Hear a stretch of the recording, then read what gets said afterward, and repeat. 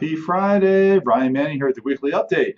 Let's see. So Monday was a holiday. We had 4th of July weekend. Markets were closed on Monday, so nothing to report there. Overall, this is actually a relatively quiet news week. Tuesday we got CoreLogic. So CoreLogic giving us housing appreciation info. So there's really two primary providers on data for housing appreciation: Case-Shiller and CoreLogic. CoreLogic came back and said for the month of May, on a year-over-year basis, home appreciation was up 15.4%, and on a month-over-month basis, up 2.3%. I mean, this is just a crazy number. I wouldn't mind seeing it come down a little bit. Certainly 15.4% year-over-year is not sustainable. Yes, the housing market is hot right now, but if we ever got down to that 4, 5, 6% range, that would probably be a little bit better for us and more sustainable. There's always a lot of talk right now of what's going on in the market, bubbles, problems, et cetera. But we're still in a situation where inventory is at record lows, and the amount of buyers out there are at record highs. So just purely looking at supply and demand right now, that's really what's pushing the housing appreciation. And I still think we're probably going to run the rest of this year in a really strong housing market. Also, just talk a little bit about interest rates and inflation and what's going on, because inflation is really the enemy of interest rates, and we've seen some very recent inflationary pressures of what's going on.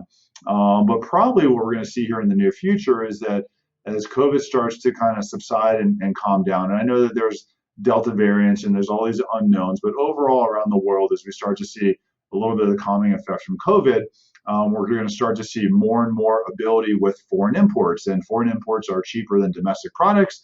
So as we start to see COVID kind of calm down, supply chains slowly reopen back up, more imports of foreign products, that's going to have a little bit of easing on inflation, which is good for us because that's going to help interest rates stay low.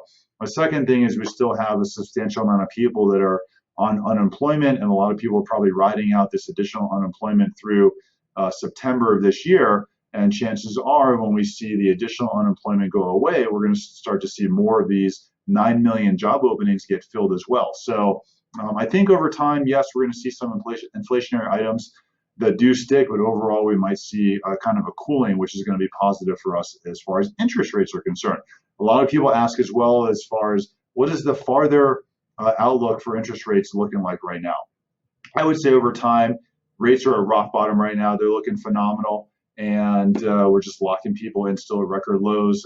We're probably going to see rates slowly, and I don't know when it will start, but slowly increase very gradually over the next year or so. But also it's kind of anticipated that we might see some recessionary pressures in 2022, 2023. Not a crazy recession, nothing like what we saw in 2008, I wouldn't say, but we might see some recessionary pressures. So we also would anticipate that we might see rates come back down in a year or two. So the reason why I bring this up is because if you're buying a home or refinancing right now, I wouldn't be paying anything in points. I would be looking at 0-point loans, because there's really a great chance that the mortgage you're getting into right now, whether it's a purchase or a refinance, you may be able to refinance in a year or two down to a lower rate, and I would certainly be keeping that strategy in mind.